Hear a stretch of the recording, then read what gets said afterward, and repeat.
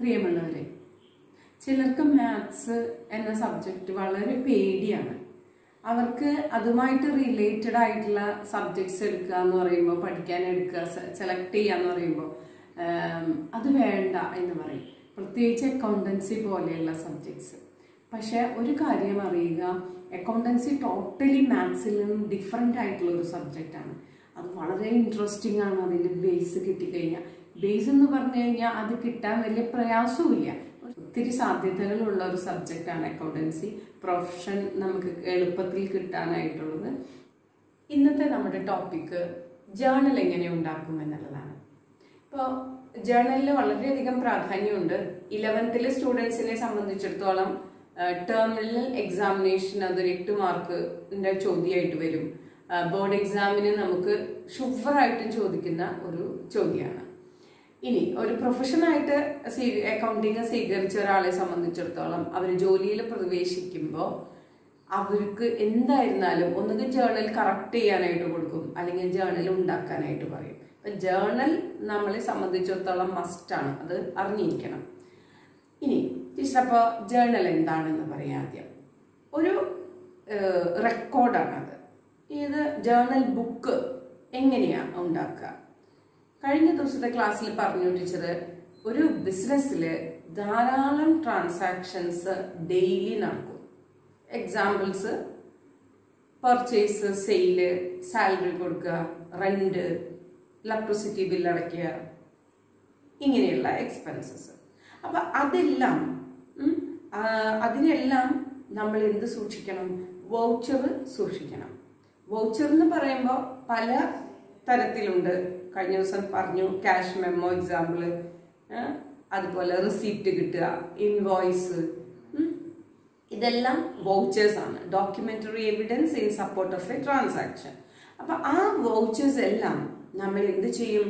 ഒരു ക്രൊണോളജിക്കൽ ഓർഡറിൽ കീപ്പ് ചെയ്യാം, ഡേറ്റ് വൈസ്. അപ്പോൾ ആദ്യം നടന്നത് ആദ്യം 1-ാം തീയതി, 2-ാം തീയതി, 3-ാം തീയതി, ഇങ്ങനെ ക്രൊണോളജിക്കൽ ഓർഡറിൽ നമ്മൾ ആദ്യം വൗച്ചേഴ്സ് സൂക്ഷിക്കണം. ഇനി ഈ വൗച്ചർ നോക്കിയിട്ടാണ്, ഈ സോഴ്സ് ഡോക്യുമെന്റ്സ് എന്നാണ് ഈ വൗച്ചറിനെ പറയാ നമ്മൾ. അപ്പൊ ഈ സോഴ്സ് ഡോക്യുമെന്റ്സ് നോക്കിയിട്ടാണ് നമ്മൾ ജേർണൽ ഉണ്ടാക്കേണ്ടത്. ജേർണലിന് വളരെയധികം പ്രാധാന്യമുണ്ട് എന്ന് പറയാൻ കാരണം, അത് നമ്മുടെ first book of original entry ആണ്. എന്ന് പറഞ്ഞു കഴിഞ്ഞാൽ, ഇപ്പൊ എന്തെങ്കിലും തരത്തിലുള്ള ഒരു ഡിസ്പ്യൂട്ട് ഉണ്ടാവുക, കേസ് ഉണ്ടാവുകയാണെങ്കിൽ ആദ്യം നമ്മൾ പ്രൊഡ്യൂസ് ചെയ്യുന്നത് ജേർണൽ ആയിരിക്കും ആസ് എ ലീഗൽ എവിഡൻസ്. ദാൻഡ് ലെഡ്ജർ, നമ്മൾ ജേർണൽ കഴിഞ്ഞിട്ട് പിന്നെ ലെഡ്ജർ ഉണ്ടാക്കും, അതൊക്കെ അതിൻ്റെ സ്റ്റെപ്സ് ആണ്. അപ്പം മറ്റുള്ള അക്കൗണ്ടുകളിനേക്കാളും ജേർണലിന് വളരെയധികം പ്രാധാന്യമുണ്ട് ആസ് എ ലീഗൽ എവിഡൻസ്. തെളിവാണത്. മനസ്സിലായോ?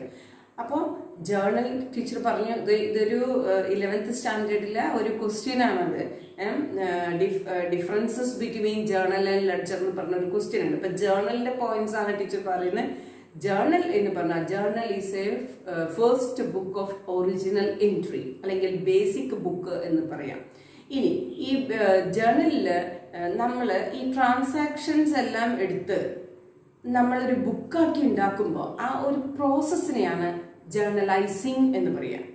അപ്പൊ ക്വസ്റ്റ്യൻ ഒക്കെ വരുന്ന ജേർണലൈസ് ദ ഫോളോയിങ് ട്രാൻസാക്ഷൻസ് എന്നാണ്. അതായത് ഒരു അക്കൗണ്ടന്റ് ഇരുന്ന് ട്രാൻസാക്ഷൻ വൗച്ചറിനെ ബേസ് ചെയ്ത് നമ്മൾ ജേർണൽ ഉണ്ടാക്കുമ്പോൾ, അങ്ങനെ ഉണ്ടാക്കുന്നതിനെയാണ് നമ്മൾ ജേർണലൈസിങ് എന്ന് പറയുന്നത്. The process of transferring the transaction into the journal is known as journalising. മനസ്സിലായോ? ട്രാൻസാക്ഷൻസ് ജേർണലിലോട്ട് എഴുതുന്ന ആ ഒരു പ്രോസസ്സിനെയാണ് നമ്മൾ ജേർണലൈസിങ് എന്ന് പറയുന്നത്.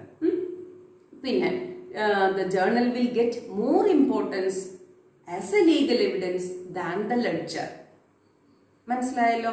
ലെഡ്ജറിനേക്കാളും കൂടുതൽ ഇമ്പോർട്ടൻസ് കിട്ടുന്നത്, ലീഗൽ എവിഡൻസ് ആയി സൂക്ഷിക്കാൻ പറ്റുന്നത് ജേർണലിൽ തന്നെയാണ്. പിന്നെയോ, നമുക്ക് ഡാറ്റ ഒന്ന് തിരിക്കണം എന്ന് വിചാരിക്കാം. അപ്പോൾ എങ്ങനെയാ തിരിക്കുക?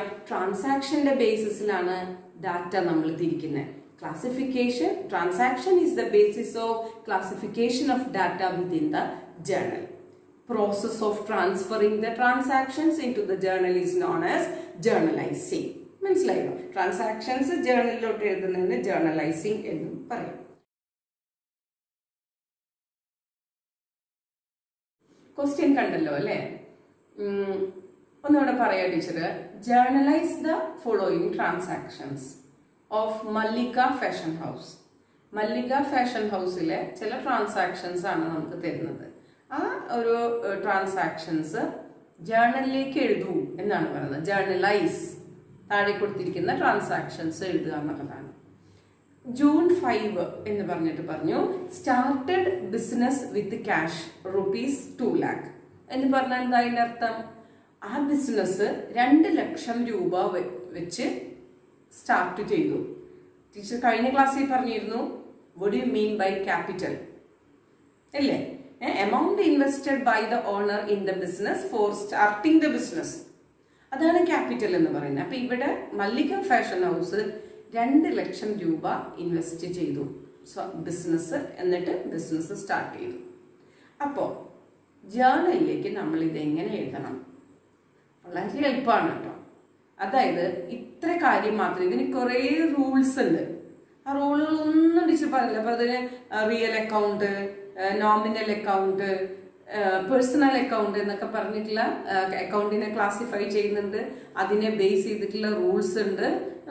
അപ്പോൾ ഇത്ര മാത്രം ഇതിൽ നിന്ന് നമ്മൾ എടുത്താൽ മതി. അപ്പൊ അത് വളരെ ഈസി ആയിട്ട് നമുക്ക് എഴുതാൻ പറ്റും.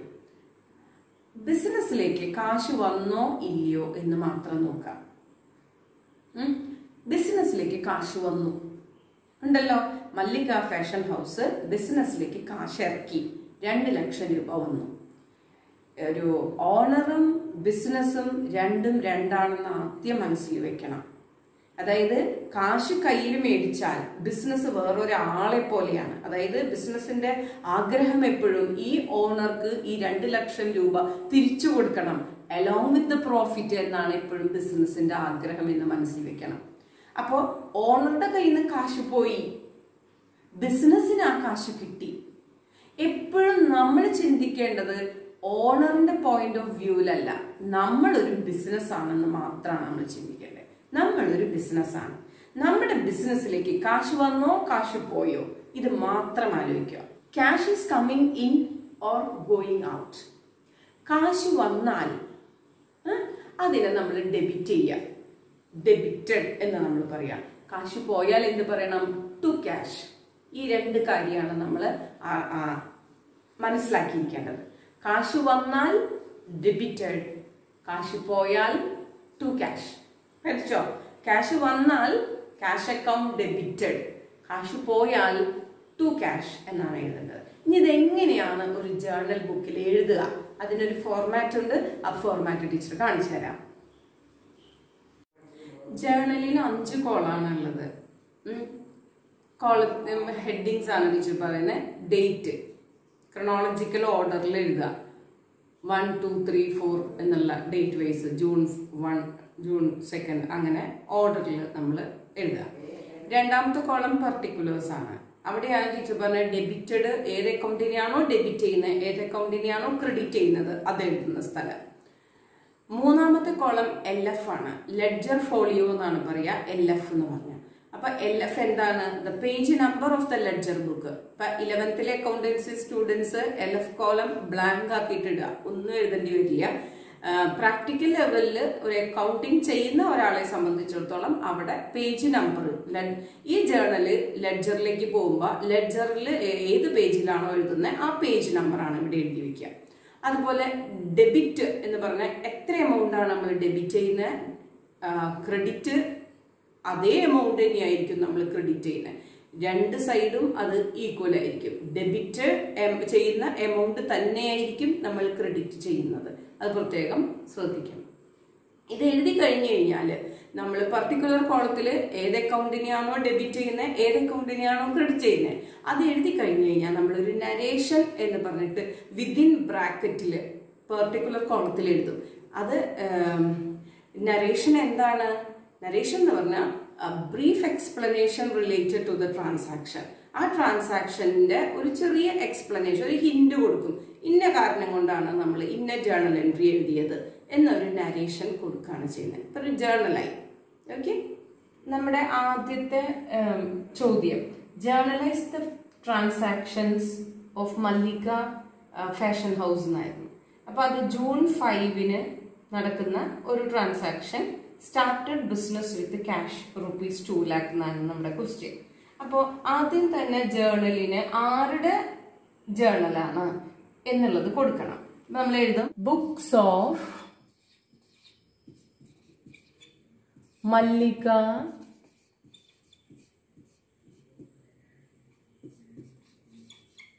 Fashion house. അണ്ടർലൈൻ ചെയ്യാൻ. പിന്നെ ഹെഡിങ് കൊടുക്കണം ജേർണൽ, സബ് ഹെഡ് കൊടുക്കുക. ഓക്കെ. പിന്നെ നമ്മൾ ജേർണലിനുള്ള കോളംസ് പ്രൊവൈഡ് ചെയ്യാം. ഫസ്റ്റ് കോളം ഡേറ്റ് ആയിരിക്കണം.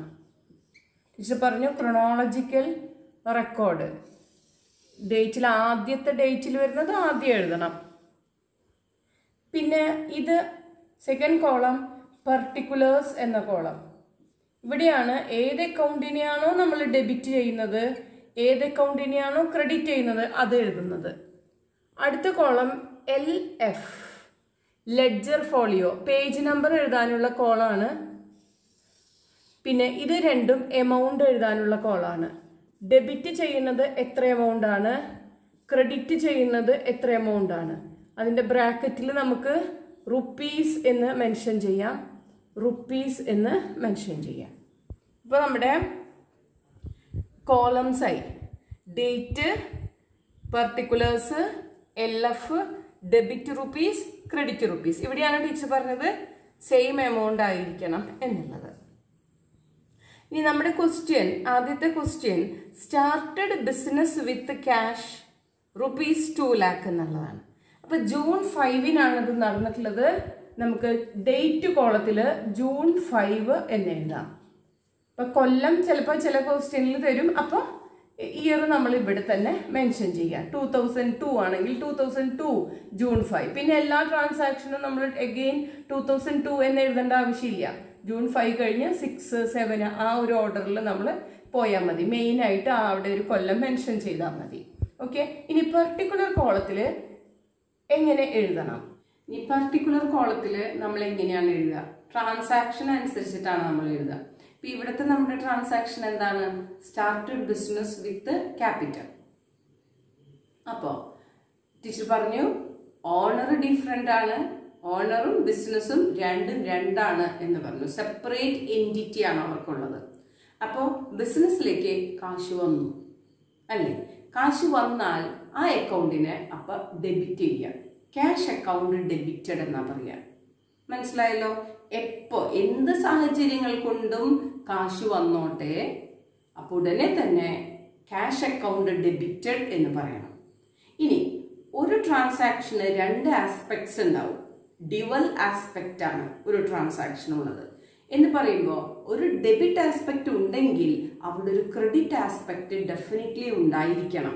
അപ്പോൾ ഡെബിറ്റ് ടീച്ചർ പറഞ്ഞു ക്യാഷ് അക്കൗണ്ട് ഡെബിറ്റഡ്. അപ്പോൾ ക്രെഡിറ്റ് എന്തായിരിക്കണം? ഇവിടെ നമ്മൾ ശരിക്കും പറയുന്ന ഓണറാണ് ബിസിനസ്സിലേക്ക് കാശ് ഇറക്കിയത്. അപ്പോൾ ഓണറിന്റെ പേരാണ് ക്രെഡിറ്റ് സൈഡിൽ എഴുതേണ്ടത്. പക്ഷേ ഓണറിന്റെ പേര് ഒരിക്കലും ഈ ബുക്കിൽ എഴുതില്ല. ജേർണൽ ബുക്കിൽ ഓണറിന്റെ പേര് നമ്മൾ ഒരിക്കലും മെൻഷൻ ചെയ്യില്ല. പകരം ഓണർ സ്റ്റാർട്ട് ചെയ്ത് കൊണ്ടുവന്ന എമൗണ്ടിനെ നമ്മൾ എന്താണ് പറയുന്നത്? ക്യാപിറ്റൽ എന്നാണ് പറയുന്നത് അല്ലേ? യെസ്റ്റർഡേ നമ്മൾ ഡെഫിനിഷൻ പഠിച്ചതാണ്, ലാസ്റ്റ് ക്ലാസ്സിൽ നമ്മൾ പഠിച്ചതാണ്. Capital means the amount invested by the owner in the firm. അപ്പൊ ആ ഓണറിന്റെ പേരിന് പകരം അയാളുടെ അക്കൗണ്ടിന്റെ പേരാണ് നമ്മൾ മെൻഷൻ ചെയ്യുക. ആ എമൗണ്ട് ബിസിനസിനെ സംബന്ധിച്ചിടത്തോളം എപ്പോഴും തിരിച്ചു കൊടുക്കണം എന്നുള്ള ഒരു വിചാരമാണ് ഉണ്ടാവുക. അത് ഒരു ലയബിലിറ്റിയാണ് ബിസിനസിനെ സംബന്ധിച്ചിടത്തോളം. അതുകൊണ്ടാണ് നമ്മൾ ക്രെഡിറ്റ് സൈഡിൽ ടു ക്യാപിറ്റൽ എന്നുള്ളത് നമ്മൾ അവിടെ മെൻഷൻ ചെയ്യുന്നത്. So cash account debited to capital account എന്നുള്ളതാണ് നമ്മുടെ ജേർണൽ എൻട്രി. ഓക്കെ. എന്തുകൊണ്ട് നമ്മൾ ഒരു ക്യാപിറ്റൽ അക്കൗണ്ടിനെ ക്രെഡിറ്റ് ചെയ്തു എന്ന് ചിന്തിക്കുമ്പോൾ വേറൊരു കാര്യം കൂടിയുണ്ട്. അതായത് പേഴ്സണൽ അക്കൗണ്ടിന്റെ ഒരു റൂൾ ഉണ്ട്. Debit the receiver and credit the giver. Debit the receiver and credit the giver എന്നുള്ളൊരു റൂൾ ഉണ്ട്. ഇവിടെ ഗിവർ ആരാണ്? മല്ലിക ഫാഷൻ ഹൗസ്, അതായത് ഓണർ. അതുകൊണ്ട് നമ്മൾ ക്രെഡിറ്റ് ചെയ്തു. ആ ആളുടെ അക്കൗണ്ടിന്റെ പേരാണ് ക്യാപിറ്റൽ അക്കൗണ്ട്, അതുകൊണ്ട് ക്യാപിറ്റൽ അക്കൗണ്ടിനെ ക്രെഡിറ്റ് ചെയ്തു. അപ്പം ഇത് നമ്മൾ ഒരു റൂൾ വൈസ് ചിന്തിക്കുമ്പോൾ നമുക്ക് ഭയങ്കരമായ ഒരു കൺഫ്യൂഷനും അതൊക്കെ. പക്ഷെ വളരെ സിമ്പിളാണ്, ഇത്ര മാത്രം ചിന്തിച്ചാൽ മതി. കാശ് വന്നോ? കാശ് വന്നെങ്കിൽ ക്യാഷ് അക്കൗണ്ടിനെ ഡെബിറ്റ് ചെയ്തോളൂ.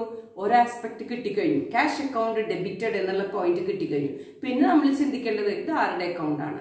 മല്ലിക ഫാഷൻ ഹൗസ് ആണെങ്കിൽ കാശ് ഇറക്കിയിട്ടില്ല, അയാളുടെ പേര് എഴുതാൻ പറ്റില്ല. സോ ഡെഫിനറ്റ്ലി നമുക്ക് എന്ത് എഴുതാം? അയാളുടെ അക്കൗണ്ടിന്റെ പേര് ക്യാപിറ്റൽ അക്കൗണ്ട് ആണ്, to capital. Finish. Journal entry നമുക്ക് കിട്ടിക്കഴിഞ്ഞു. നമുക്കപ്പോൾ ജേർണൽ എൻട്രി റെക്കോർഡ് ചെയ്യാം. ഡെബിറ്റ് ആസ്പെക്ട് ടീച്ചർ പറഞ്ഞു ക്യാഷ് അക്കൗണ്ട് ആണെന്ന്. ഈ മാർജിന്റെ അടുത്ത് തന്നെ നമ്മൾ ക്യാഷ് അക്കൗണ്ട് എന്ന് എഴുതുക. ക്യാഷ് അക്കൗണ്ട്, അക്കൗണ്ട് എന്ന് നമ്മൾ പരത്തി എഴുതില്ല ജേർണലിൽ, അക്കൗണ്ട്. പിന്നെ ഡെബിറ്റഡ് എന്ന് അതേ ലൈനിൽ തന്നെ, പക്ഷെ LFന്റെ നിയർ ദ മാർജിൻ ആയിട്ട് എഴുതുക. ഡെബിറ്റഡ് എന്ന് എഴുതില്ല, DR എന്നുള്ള അബ്രിവിയേഷൻ കൊടുക്കുക. Cash account debited. മനസ്സിലായല്ലോ? ഡെബിറ്റ് ആസ്പെക്ട് ആദ്യത്തെ വരി അത് കഴിഞ്ഞു. ഇനി ക്രെഡിറ്റ് ആസ്പെക്ട് എഴുതണം. Cash account debited to capital, അത് അടുത്ത വരിയിലാണ് എഴുതേണ്ടത്. After leaving the sufficient margin ആണ് നമ്മൾ ടു ക്യാപിറ്റൽ അക്കൗണ്ട് എന്ന് എഴുതേണ്ടത്. To capital account. മനസ്സിലായല്ലോ? Cash account debited to capital account. ഇനി എത്ര രൂപയാണ് ബിസിനസ്സിലേക്ക് കൊണ്ടുവന്നത്? ബിസിനസ്സിലേക്ക് വന്നത് 2 ലക്ഷം രൂപയാണ് വന്നത്. ഇപ്പൊ 2 ലക്ഷം രൂപ നമ്മൾ എഴുതി. ഇനി അത് തന്നെയാണ് നമ്മുടെ ലയബിലിറ്റിയും. മല്ലിക ഫാഷൻ ഹൗസ് കൊടുത്ത എമൗണ്ട് 2 ലക്ഷം രൂപ, കിട്ടിയ എമൗണ്ടും 2 ലക്ഷം രൂപ.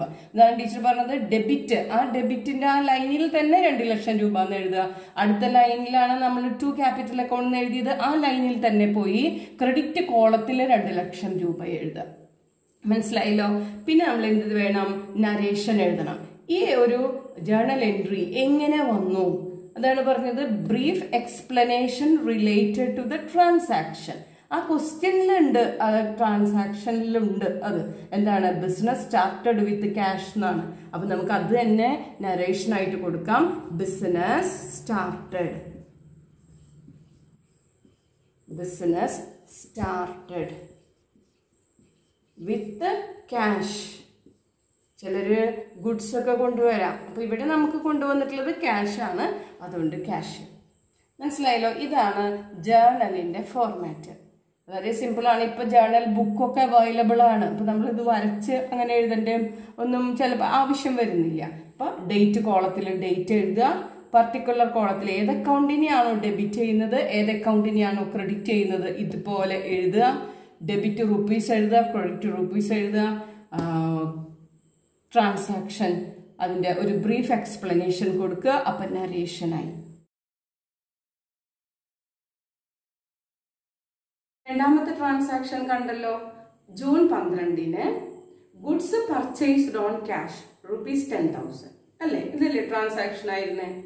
നമ്മള് ചിന്തിക്കുന്ന ടീച്ചർ വീണ്ടും വീണ്ടും പറയുന്നു, ക്യാഷ് വന്നാൽ ക്യാഷ് അക്കൗണ്ട് ഡെബിറ്റ്, ക്യാഷ് പോയാൽ നമ്മൾ അതിനെ ക്രെഡിറ്റ് ചെയ്യണം. അപ്പൊ ഗുഡ്സ് പർച്ചേസ്ഡ് എന്ന് പറഞ്ഞു. അപ്പൊ നമ്മൾ ഗുഡ്സ് പർച്ചേസ് ചെയ്യാന്ന് വിചാരിക്കും. ഒരു കടയിൽ പോയി നമ്മൾ സാധനം വാങ്ങിക്കുന്നു വിചാരിക്കും. അങ്ങനെ സാധനം വാങ്ങിച്ചാൽ സാധനം നമ്മളുടെ കയ്യിൽ വരും അല്ലേ? ഗുഡ്സ് നമ്മുടെ കയ്യിൽ വരും, എന്നിട്ടോ ക്യാഷ് പോകും. ഇവിടെ അതേ സംഭവിച്ചിട്ടുള്ളത്. ബിസിനസ്സിന് ഗുഡ്സ് വന്നു, എന്നിട്ട് ക്യാഷ് പോയി. ഗുഡ്സ് വന്നു, ക്യാഷ് പോയി. ക്യാഷ് പോയാൽ എന്ത് ചെയ്യണം? ടു ക്യാഷ് പറഞ്ഞില്ലേ, ക്രെഡിറ്റ് ചെയ്യണം. ഇനി എന്താണ് വന്നത്? ഗുഡ്സ് ആണ്. ഗുഡ്സ് അക്കൗണ്ട് ഡെബിറ്റഡ് എന്ന് നമ്മൾ ഒരിക്കലും പറയില്ല, പകരം പർച്ചേസസ് എന്നാണ് പറയുക. മനസ്സിലായോ? ഗുഡ്സ് വരുമ്പോൾ അത് പർച്ചേസസ് ആവും, ഗുഡ്സ് പോയാൽ വിറ്റാൽ അത് സെയിലാവും. മനസ്സിലായല്ലോ? അപ്പൊ ഗുഡ്സ് പർച്ചേസ്ഡ് ഓൺ ക്യാഷ് എന്ന് പറയുമ്പോൾ നിങ്ങൾ ആലോചിക്കേണ്ടത് ഇത്ര മാത്രമാണ്. കാശ് വന്നോ കാശ് പോയോ? ഇവിടെ കാശ് പോയി. ഗുഡ്സ് വന്നപ്പോൾ കാശ് പോയി. കാശ് പോയാൽ നമ്മൾ ഉടനെ തന്നെ ടു ക്യാഷ് എന്ന് എഴുതുക. അപ്പൊ ഡെബിറ്റ് സൈഡിലെ ആസ്പെക്റ്റും നമുക്ക് അവിടെ കിട്ടിക്കഴിഞ്ഞു. ഗുഡ്സ് ഒന്നും എഴുതില്ല, പകരം പർച്ചേസസ് ആണ്. സോ ജേർണൽ എൻട്രീസ് നമുക്ക് കിട്ടിക്കഴിഞ്ഞു. ക്ലിയർ ആണ്? Purchases account debited to cash. മനസ്സിലായോ? Purchases account debited to cash. ഇനി നമുക്ക് അതിനെ എങ്ങനെയാണ് റെക്കോർഡ് ചെയ്യുക? ജൂൺ 12 ആണ്. അപ്പൊ ടീച്ചർ ഡേറ്റ് കോളത്തില് ജൂൺ 12 എന്ന് എഴുതി. ഇനി പർച്ചേസസ് അക്കൗണ്ടിനെയാണ് ഡെബിറ്റ് ചെയ്യേണ്ടതെന്ന് പറഞ്ഞു. Purchases account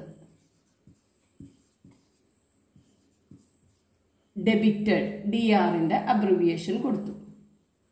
leaving sufficient margin 2. നമ്മുടെ കയ്യിൽ കാശ് പോയി എങ്കിൽ 2 ക്യാഷ്. ഇനി എത്ര രൂപയ്ക്കാണ് നമ്മൾ വാങ്ങിച്ചത് ഗുഡ്സ്? 10,000. സോ ഡെബിറ്റിന്റെ ലൈനിൽ തന്നെ, ആ വരയിൽ തന്നെ 10,000 എന്ന് എഴുതുക. ക്രെഡിറ്റിന്റെ ലൈനിൽ നമ്മൾ 10,000 എന്ന് എഴുതുക. ഇനി ഇതിനെക്കുറിച്ചുള്ള ഒരു നരേഷൻ കൊടുക്കുക. എന്താണ്? ഗുഡ്സ് പർച്ചേസ് ചെയ്തു അല്ലേ? അപ്പൊ പർച്ചേസ്ഡ് ഗുഡ്സ് ഓൺ ക്യാഷ്. കടത്തിനല്ല, കാശ് പോയി അല്ലേ? On cash. ഇതായിപ്പോ രണ്ടാമത്തെ ജേർണൽ എൻട്രി റെഡിയായി. Purchases account debited to cash account ₹10,000 purchased goods on cash. അടുത്ത ട്രാൻസാക്ഷൻ എന്താണ്? റെന്റ് പെയ്ഡ് ₹1,000 എന്നാണ് അല്ലേ? റെന്റ് വാടക കൊടുത്തു, 1000 രൂപ വാടക കൊടുത്തു. അപ്പൊ റെന്റ് കൊടുത്തു എന്ന് പറയുമ്പോ കാശല്ലേ പോയത് അല്ലേ? റെന്റ് വാടക കൊടുത്തു, കാശ് പോയി. കാശ് പോയാൽ എന്ത് ചെയ്യണം? To cash account. പിന്നെ അപ്പൊ ഡെബിറ്റ് സൈഡിൽ നമ്മൾ എന്ത് എഴുതണം? Rent account. റെന്റ് അതൊരു റൂൾ ഉണ്ട്, കാരണം അതൊരു നോമിനൽ അക്കൗണ്ട് ആണ്. Debit all expenses. ഇപ്പൊ സാലറി കൊടുത്തു, റെന്റ് കൊടുത്തു, ഇലക്ട്രിസിറ്റി ബില്ല് കൊടുത്തു, ഇതെല്ലാം എക്സ്പെൻസസ് ആണ്. മനസ്സിലായോ? അങ്ങനെ എക്സ്പെൻസസ് വരുമ്പോൾ അതിനെ നമ്മൾ നോമിനൽ അക്കൗണ്ട് റൂളിലാണ് പെടുത്തുക. നോമിനൽ അക്കൗണ്ട് റൂളിൽ ഡെബിറ്റ് ഓൾ എക്സ്പെൻസസ് എന്നാണ് പറയുക. Credit all incomes. ഇങ്ങോട്ട് കിട്ടുകയാണെങ്കിൽ അത് ക്രെഡിറ്റ് ചെയ്യുമെന്ന് പറയും. അപ്പൊ നമ്മളിതിൽ ജേർണൽ എൻട്രി എഴുതാൻ എളുപ്പത്തിൽ നമ്മൾ എന്താണ് ചിന്തിക്കുന്നത്? റെന്റ് പെയ്ഡ് എന്ന് പറയുമ്പോൾ കാശ് പോയിട്ടുണ്ട്. സോ കാശ് പോയാൽ ഉടനെ ക്യാഷ് അക്കൗണ്ടിനെ ക്രെഡിറ്റ് ചെയ്യുക ടു ക്യാഷ് അക്കൗണ്ട്. അപ്പോൾ ഒരു ആസ്പെക്ട് കിട്ടിക്കഴിഞ്ഞു എങ്കിൽ എന്തായിരിക്കും ഡെബിറ്റ് സൈഡിൽ എഴുതേണ്ടത്? റെന്റാണ് കൊടുത്തത്, എക്സ്പെൻസിന്റെ പേരാണ് നമ്മൾ എഴുതേണ്ടത്. റെന്റ് അക്കൗണ്ട് എന്ന് എഴുതി. വേറെ എക്സ്പെൻസ്, ഇപ്പൊ സാലറി പെയ്ഡ് എന്നാണെങ്കിൽ salary account debited to cash. Electricity ബില്ലാണ് കൊടുത്തതെങ്കിൽ electricity bill expenses account, electricity expenses charges account debited to cash account എന്ന് എഴുതി. മനസ്സിലായല്ലോ? Okay. So rent paid ₹1,000. What is the journal entry? Rent account debited to cash account. Okay. June 15 ഈ transaction നടന്നത്. Date കോളത്തിൽ നമ്മൾ June 15 എന്ന് എഴുതി. ഇനി റെന്റ് ആണ് ഇവിടെ എക്സ്പെൻസ് വന്നിട്ടുള്ളത്. Debit all expenses. Rent account debited എന്ന് വന്നു. കാശ് പോയി, അതുകൊണ്ട് ടു ക്യാഷ്. എപ്പോഴും ശ്രദ്ധിക്കുക, മാർജിന്റെ അടുത്ത് എഴുതരുത്. To cash account.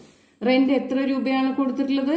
1000 രൂപയാണ് കൊടുത്തിട്ടുള്ളത്. ഇപ്പൊ ഡെബിറ്റ് കോളത്തിലും എഴുതി, ക്രെഡിറ്റ് കോളത്തിലും നമ്മൾ 1000 രൂപ എഴുതി. പിന്നെയോ നരേഷൻ എഴുതുക. റെന്റ് പെയ്ഡ് അല്ലേ? റെന്റ് പെയ്ഡ് മതി. നരേഷനായി. ജേർണൽ എൻട്രി റെഡിയാണ്. ട്രാൻസാക്ഷൻ എന്താണ്? Cash sales. Cash sales June 18 നടന്ന ഒരു ട്രാൻസാക്ഷൻ ആണ്. അപ്പോൾ ക്യാഷ് സെയിൽസ് എന്ന് പറഞ്ഞാൽ എന്താണ്? നമ്മൾ ഗുഡ്സ് വിറ്റു, കാശ് കിട്ടി എന്നാണ് അതിൻ്റെ അർത്ഥം. കാശിന് ഗുഡ്സ് വിറ്റു. അപ്പോൾ നമ്മൾ ഗുഡ്സ് വിൽക്കുമ്പോൾ, നമ്മുടെ കയ്യിലിരിക്കുന്ന ഒരു സാധനം വിൽക്കുമ്പോൾ നമുക്ക് കാശ് കിട്ടുകയാണ് ചെയ്യുക അല്ലേ? ഗുഡ്സ് പോയി, കാശ് കിട്ടി. എപ്പോഴും കാശ് കിട്ടിക്കഴിഞ്ഞാൽ ടീച്ചർ എന്താ പറഞ്ഞേ? ക്യാഷ് അക്കൗണ്ടിന് ഡെബിറ്റ് ചെയ്യണം. So cash account debited. പിന്നെ എന്ത് പോയി? ക്യാഷ് സെയിൽസ് എന്നാണ് ക്വസ്റ്റ്യൻ പറഞ്ഞത്. അപ്പൊ സെയിൽസ് എന്ന് എഴുതാം. എപ്പോഴും ഗുഡ്സ് എന്ന് എഴുതില്ല, പകരം ഗുഡ്സ് പർച്ചേസ് ചെയ്താൽ പർച്ചേസസ് അക്കൗണ്ട്. ഗുഡ്സ് പോയാൽ അത് പോകുന്നത് എങ്ങനെയാണ് പോകുക? നമ്മൾ വിൽക്കുകയാണ് അല്ലെ? കാശ് കിട്ടാൻ വേണ്ടി നമ്മുടെ കയ്യിലിരിക്കുന്ന ഗുഡ്സ് നമ്മൾ വിൽക്കുകയാണ്. അപ്പൊ ടു സെയിൽസ് എന്നാണ് എഴുതുക. So cash is coming in, so we debited cash account debited to sales account. Okay? Date കോളത്തിൽ ഡേറ്റ് എഴുതുക. ജൂൺ 18 നമ്മുടെ ക്യാഷ് സെയിൽ നടന്നിട്ടുള്ളത്. അപ്പോൾ നമുക്ക് കാശ് വന്നു എന്ന് പറഞ്ഞു. സോ ക്യാഷ് അക്കൗണ്ട് ഡെബിറ്റഡ് എഴുതി. Then to sales account. Okay, cash account debited to sales account. എത്ര രൂപയ്ക്കാണ് നമ്മൾ ഗുഡ്സ് വിറ്റിട്ടുള്ളത്? 2000 റുപ്പിക്കാണ് വിറ്റിട്ടുള്ളത്. സോ 2000 എഴുതുക. നരേഷൻ എഴുതുക. സോൾഡ് ഗുഡ്സ് അല്ലെങ്കിൽ ക്യാഷ് സെയിൽസ് എന്ന് എഴുതിയാലും മതി, ക്വസ്റ്റ്യനിൽ തന്നിട്ടുള്ള പോലെ എഴുതിയാലും മതി. സോൾഡ് ഗുഡ്സ് ഫോർ ക്യാഷ്, കാശിന് ഗുഡ്സ് വിറ്റു എന്നുള്ളതായി. മനസ്സിലായല്ലോ? കാശ് വന്നു, അതുകൊണ്ട് ക്യാഷ് അക്കൗണ്ട് ഡെബിറ്റ് ചെയ്തു. ഗുഡ്സ് പോയി, ഗുഡ്സ് ഒന്നും നമ്മൾ അക്കൗണ്ടിൽ എഴുതില്ല, പകരം നമ്മൾ അത് സെയിലാണ് നമ്മുടെ. സോ ടു സെയിൽസ് അക്കൗണ്ട് എന്ന് എഴുതി. മനസ്സിലായല്ലോ? ഇനി ലാസ്റ്റ് ട്രാൻസാക്ഷൻ. അടുത്ത transaction salary paid in cash എന്നാണ്, അല്ലേ? സാലറി പെയ്ഡ് എന്ന് പറഞ്ഞു കഴിഞ്ഞാൽ ബിസിനസ് മറ്റുള്ളവർക്ക്, നമ്മുടെ എംപ്ലോയേഴ്സിന് സാലറി കൊടുത്തു എന്നുള്ളതാണ്. അപ്പോൾ ബിസിനസിനെ സംബന്ധിച്ചിടത്തോളം കാശ് പോയി, അല്ലേ? കാശ് പോയാൽ എന്ത് ചെയ്യണം? To cash. പിന്നെ ഇവിടുത്തെ എക്സ്പെൻസിന്റെ പേരെന്താണ്? സാലറി. Debit all expenses. അതും നമ്മൾ ചിന്തിക്കേണ്ട ആവശ്യമില്ല. കാശ് പോയാൽ ഉടനെ ടു ക്യാഷ് അക്കൗണ്ട് എഴുതുക. അപ്പൊ ക്രെഡിറ്റ് സൈഡിലെ ആസ്പെക്ട് കിട്ടിക്കഴിഞ്ഞു. പിന്നെ ക്വസ്റ്റ്യനിലേക്ക് നോക്കുക, എന്താണ് ഇവിടുത്തെ എക്സ്പെൻസ്? സാലറി. അപ്പൊ ഉടനെ തന്നെ ഡെബിറ്റ് സൈഡിലെ സാലറി അക്കൗണ്ട് എന്ന് എഴുതുക. Salary account debited to cash account. മനസ്സിലായല്ലോ? നമുക്ക് റെക്കോർഡ് ചെയ്യാം. ജൂൺ 20 ഇത്. സോ ജൂൺ 20 സാലറി കൊടുക്കുകയാണ് ഉണ്ടായേ. സാലറി ആണ് ഇവിടുത്തെ expense. So salary account debited to cash account. കാശ് കൊടുത്തു നമ്മള്. സോ കാശ് പോയി. So to cash account. Narration എഴുതാം. Salary paid. എന്താണ്? Salary paid. സാലറി കൊടുത്തു. അപ്പൊ ജേർണൽ എൻട്രിയെ കുറിച്ചിട്ടുള്ള ഒരു ബ്രീഫ് എക്സ്പ്ലനേഷൻ ആയി ഇവിടെ. പിന്നെ സാലറി എത്രയാണ് കൊടുത്തിട്ടുള്ളത്? 4000 റുപ്പിയാണ് കൊടുത്തിട്ടുള്ളത്. ഡെബിറ്റ് കോളത്തിൽ 4000 എഴുതുക, ക്രെഡിറ്റ് കോളത്തിലും 4000 എഴുതുക. ജേർണൽ എൻട്രി നമ്മൾ കുറച്ചൊന്ന് പരിശോധിക്കുമ്പോൾ നിങ്ങൾക്ക് മനസ്സിലാവും അത് കാശ് വന്നോ കാശ് പോയോ എന്നുള്ളത് ചിന്തിക്കാൻ നമുക്കത് പറ്റും. അപ്പൊ ഈ ക്യാഷുമായി റിലേറ്റഡ് ഉള്ള എല്ലാ ട്രാൻസാക്ഷൻസും നമുക്ക് ഇങ്ങനെ ജേർണൽ എൻട്രി ആയിട്ട് നമുക്ക് എഴുതാനായിട്ട് സാധിക്കും. അതിപ്പോ ഏതൊരാൾക്കും സാധിക്കുന്ന ഒരു കാര്യമാണ്. കാശ് വന്നാൽ ക്യാഷ് അക്കൗണ്ട് ഡെബിറ്റഡ് എന്ന് എഴുതുക, കാശ് പോയാൽ ടു ക്യാഷ് അക്കൗണ്ട് എന്ന് എഴുതുക. മറ്റ് ആസ്പെക്ട്സുകൾ ക്വസ്റ്റ്യൻ നോക്കുമ്പോൾ നമുക്ക് മനസ്സിലാവുന്ന ഒരു കാര്യമാണ്. ക്ലാസ് മനസ്സിലായി എന്ന് വിചാരിക്കുന്നു. Thank you.